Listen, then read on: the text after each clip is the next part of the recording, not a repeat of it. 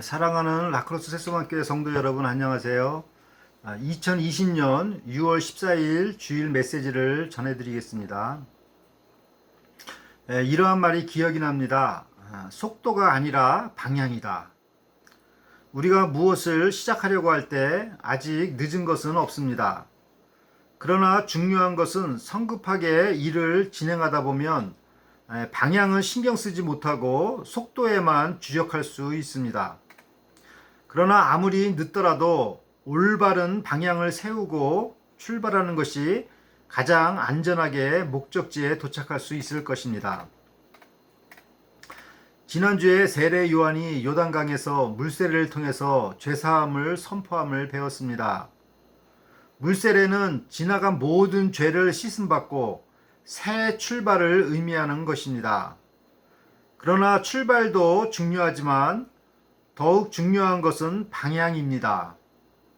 오늘 말씀을 통해서 우리가 올바른 신앙관을 배워서 삶의 방향을 잘 세워서 순례의 길을 완주하시는 성도 여러분이 되시기를 간절히 기도드립니다. 마가복음의 특징은 다른 복음서와는 달리 어떤 부연 설명은 생략이 된 채 팩트를 중심으로 간결하게 서술되어 있습니다. 그러므로 우리가 마가복음을 이해하려고 할 때 그 저자의 의도에 따라 사실에 근거해서 이해할 필요가 있습니다. 오늘 본문 말씀은 마가복음 1장 9절에서 13절 말씀입니다. 제가 먼저 읽겠습니다. 그때 예수께서 갈릴리 나사렛으로부터 와서 요단강에서 요한에게 세례를 받으시고 곧 물에서 올라오실새 하늘이 갈라짐과 성령이 비둘기같이 자기에게 내려오심을 보시더니 하늘로부터 소리가 나기를 너는 내 사랑하는 아들이라 내가 너를 기뻐하노라 하시니라. 성령이 곧 예수를 광야로 몰아내신지라 광야에서 40일을 계시면서 사탄에게 시험을 받으시며 들짐승과 함께 계시니 천사들이 수종 들더라. 잠시 기도드리겠습니다. 하나님 아버지, 최초의 복음서 마가복음 말씀을 배우게 하시니 감사를 드립니다. 오늘 이 말씀을 통해서 하나님의 아들 예수께서 이 세상에서 어떻게 사셨는지를 올바로 배우고 예수님처럼 올바른 가치관을 가지고 승리하는, 이 세상에서 승리하는 삶을 살게 하여 주시옵소서. 감사드리며 예수님의 이름으로 기도드립니다. 아멘. 마가복음 1장 9절을 보십시오. 그때 예수께서 갈릴리 나사렛으로부터 와서 요단강에서 요한에게 세례를 받으시고, 여기서 그때라는 것은 세례 요한이 혁신적인 하나님의 복음을 요단강에서 선포하기 시작할 때입니다. 왜 혁신적인 복음이냐 하면 당시에 성전에서 양을 잡아 죄를 사하는 제사 제도를 변혁하여 물세례로 죄사함을 선포했기 때문입니다. 이 소식이 온 이스라엘에 전파되자 예수님께서도 이 세례 요한의 말씀이 하나님 아버지께로부터 온 것임을 확신하고 공생애의 삶을 사시기로 결심을 한 것입니다. 예수님께서는 나사렛에서 요단강까지 약 70km의 먼 거리를 찾아가셔서 세례 요한에게 물세례를 받으셨습니다. 그런데 여기서 우리가 궁금한 것은 죄가 없는 예수님께서 왜 죄사함의 물세례가 필요했을까입니다.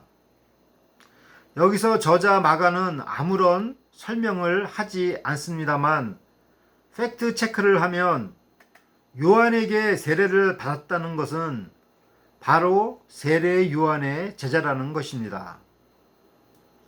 오늘날 크리스찬들은 이 소리를 들으면 어찌 그럴 수가 있는가 하며 반발을 하실 것입니다.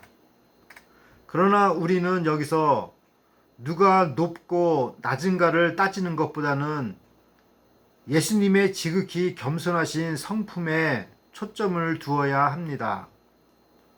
예수님은 자신이 하나님의 아들이요 메시아로 이 세상에 오셨기 때문에 고압적인 자세로 세례 요한에게 이렇게 얘기하실 수도 있습니다.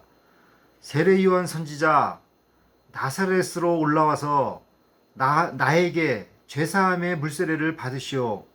그리고 나에게 성령 세례를 받으시오.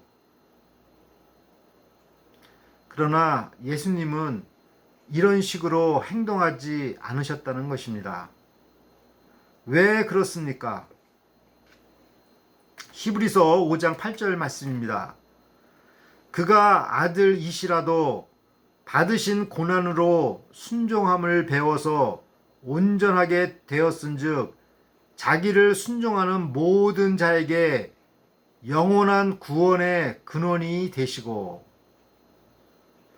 예수님은 자신이 하나님의 아들이심에도 불구하고 자신을 하나님의 아들이라고 주장하시지 않으셨습니다. 오히려 우리와 똑같이 순종을 몸소 배우셨습니다. 참으로 놀라운 일이 아닐 수 없습니다. 하물며 우리는 얼마나 순종을 더욱 배우려고 노력해야 하겠습니까? 우리는 여기서 참 인간으로 사신 예수님께 주목해야 합니다. 우리가 진정한 하나님의 자녀라면 우리의 삶 속에서 진한 겸손의 향기가 뿜어져 나와야 할 것입니다. 저는 우리 교회에 이러한 성도님들이 많이 계셔서 진실로 감사하고 있습니다. 예수님께서는 겸손하게 세례 요한 선지자님, 당신은 하나님 아버지께서 보내신 선지자인 줄 믿습니다. 저에게 이 생명을 살리는 죄사함의 세례를 베풀어 주십시오 하시며 겸손하게 무릎을 꿇으신 것입니다. 이것이 아름다운 것입니다. 이것이 향기로운 것입니다. 이런 향기가 라크로스 세스만 교회 안에도 강하게 풍기기를 기도합니다. 이것은 세례 요한이 위대하기 때문에 무릎을 꿇고 세례를 받으신 것이 아니라 세례 요한이 하나님 아버지께로부터 오신 선지자이기 때문에 무릎을 꿇은 것입니다. 한국의 사이비 교주들은 자기들이 재림 예수라며 자기 밑에 무릎을 꿇어야 구원을 받는다고 합니다. 하나님은 자기 친구라고 함부로 말하며 하나님 까불지 마라고 말합니다. 이것은 아주 교만한 자세입니다. 이러한 누룩을 우리는 주의해야 합니다. 우리가 하나님을 진정으로 사랑하면 사랑할수록 하나님을 더욱더 두려워해야 합니다. 혹시라도 티끌만한 죄가 없나 자신을 더욱더 살펴야 합니다. 구약 성경의 욥은 자신의 주변을 철저하게 살핀 사람입니다. 욥기 1장 5절 말씀입니다. 그 잔칫날이 지나면 욥이 그들을 불러다가 성결케 하되 아침에 일어나서 그들의 명수대로 번제를 드렸으니 이는 욥이 말하기를 혹시 내 아들들이 죄를 범하여 마음으로 하나님을 배반하였을까 함이라. 욥의 행사가 항상 이러하였더라. 욥의 아들들의 생일 잔치 중에 혹시라도 하나님께 죄를 범하였을까봐 자기의 주변을 돌아보았습니다. 욥이 이렇게 철저히 살고 있는데 상식적으로 생각해 보아도 욥의 아들들이 무슨 죄를 범하였겠습니까? 그러나 이 혹시라는 마음의 태도가 중요한 것입니다. 예수님께서 하나님의 아들이신데 무슨 죄가 있으시겠습니까? 그러나 만에 하나 혹시 하는 두렵고 떨리는 마음이 예수님을 요단강으로 이끄셨을 것입니다. 이 예수님께서 세례 요한에게 죄사함의 물세례를 받으셨을 때 어떠한 일이 벌어졌습니까? 마가복음 1장 10절을 보십시오. 곧 물에서 올라오실새 하늘이 갈라짐과 성령이 비둘기같이 자기에게 내려오심을 보시더니, 물세례를 마치자 하늘이 열렸습니다. 이는 예수님이 하늘로부터 오신 분이라는 것을 나타내신 것입니다. 그리고 이때 성령이 비둘기같이 예수님께 내려오심을 예수님께서 보셨습니다. 이는 예수님의 사역이 비둘기와 같은 온유함을 의미하는 것입니다. 이때 예수님은 무슨 소리를 직접 듣게 되었습니까? 마가복음 1장 11절을 보십시오. 하늘로부터 소리가 나기를 너는 내 사랑하는 아들이라 내가 너를 기뻐하노라 하시니라. 너는 내 사랑하는 아들이다. 내가 너를 기뻐하노라. 이 음성을 들었을 때 예수님의 내적인 감격은 말로 표현하지 못하셨을 것입니다. 그러면 여기서 내가 너를 기뻐하노라 이 말씀 속에는 어떤 의미가 담겨 있을까요? 메시아로 와서 온 인류를 위해 하나님 아버지께서 주시는 그 고난의 잔을 마시라는 것입니다. 메시아로 와서 자기를 자랑하거나 자기를 주장하며 거드름을 피우는 삶이 아니라 인류의 죄를 속하기 위하여 십자가에서 죽어 달라는 것입니다. 우리는 이것을 어떻게 알 수 있을까요? 마가복음 8장 31에서 33절 말씀입니다. 인자가 많은 고난을 받고 장로들과 대제사장들과 서기관들에게 버림받아 죽임을 당하고 사흘 만에 살아나야 할 것을 비로소 저희에게 가르치시되 드러내놓고 이 말씀을 하시니 베드로가 예수를 붙들고 가나매 예수께서 돌이키사 제자들을 보시며 베드로를 꾸짖어 가라사대 사탄아 내 뒤로 물러가라. 내가 하나님의 일을 생각지 아니하고 도리어 사람의 일을 생각하는도다 하시고, 예수님은 메시아가 와서 해야 할 일을 아셨습니다. 그리고 그것이 하나님 아버지께서 기뻐하시는 것을 알았습니다. 그 사명은 무엇일까요? 마가복음 1장 12절을 보십시오. 성령이 곧 예수를 광야로 몰아내신지라. 성령께서 예수님을 광야로 몰아내셨습니다. 왜 성령께서 예수님을 광야로 인도하셨다라고 상냥하게 기록하지 않고 몰아냈다고 기록한 것일까요? 이것은 예수님을 구약의 아사셀 염소로 상징하였기 때문입니다. 레위기 16장 21절 말씀입니다. 아론은 두 손으로 산 염소의 머리에 안수하여 이스라엘 자손의 모든 불의와 그 범한 모든 죄를 고하고 그 죄를 염소의 머리에 두어 미리 정한 사람에게 맡겨 광야로 보낼지니. 희생양 아사셀 염소는 백성들의 모든 죄를 짊어지고 광야로 내보내지게 되는데, 이는 마치 백성의 죄를 속하기 위해 예수님을 아사셀 염소처럼 광야에 버리는 것입니다. 그러면 광야에는 누가 기다리고 있습니까? 마가복음 1장 13절을 보십시오. 광야에서 40일을 계시면서 사탄에게 시험을 받으시며 들짐승과 함께 계시니 천사들이 수종 들더라. 광야에는 불뱀이나 표범과 같은 들짐승들이 사는 위험한 곳입니다. 이러한 들짐승들은 항상 생명의 위협이 됩니다. 또한 그곳에 나타난 사탄은 영적인 위협이 되었을 것입니다. 예수님께서는 먹을 것이 없는 광야에서 40일을 계시면서 사탄에게 시험을 받으셨습니다. 그 시험의 주된 내용이 무엇이었을까요?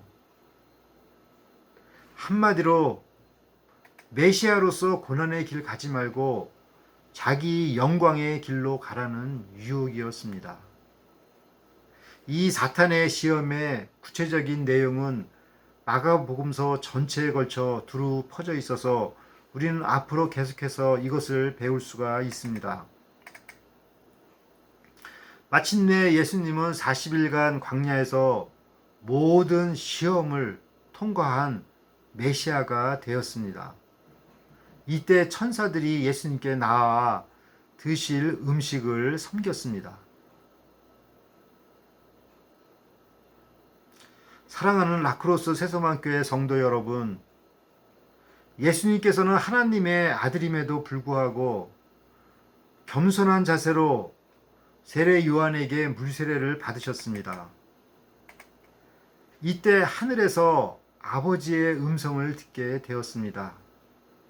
그리고 하나님 아버지께서 기뻐하시는 일은 바로 온 인류 구원을 위해 고난의 십자가를 지는 것이었습니다. 예수님은 이 일을 위해 광야에서 40일간 테스트를 받고 합격하셨습니다. 이 거친 광야에서 승리하셨으니 이제 이 세상에서의 사역에서도 승리하실 것입니다. 그 승리의 키워드는 자기를 부인하고 십자가를 지는 것입니다.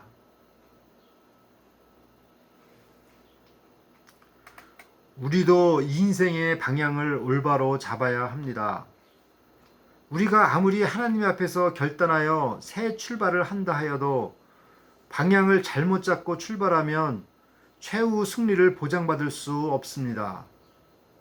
그 방향은 십자가 고난을 통한 부활의 길입니다.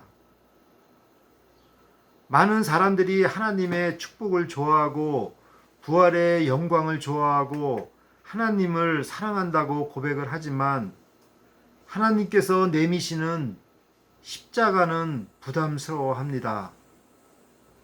쓰디쓴 고난의 잔만큼은 피하고만 싶어 합니다. 예수님께서도 마찬가지 심정이셨습니다. 그러나 예수님은 이 고난의 길 외에는 다른 길이 없음을 알고 단호히 달콤한 사탄의 유혹을 물리치셨습니다. 우리가 어떻게 이 세상에서 최후 승리를 할 수 있습니까? 예수님처럼 자기 영광을 버리고 십자가의 길을 따라가야 합니다. 예수님의 제자들도 이 십자가의 길을 깨닫기까지는 많은 시간이 걸렸습니다. 왜냐하면 이것은 도무지 이해가 되지 않는 길이기 때문입니다.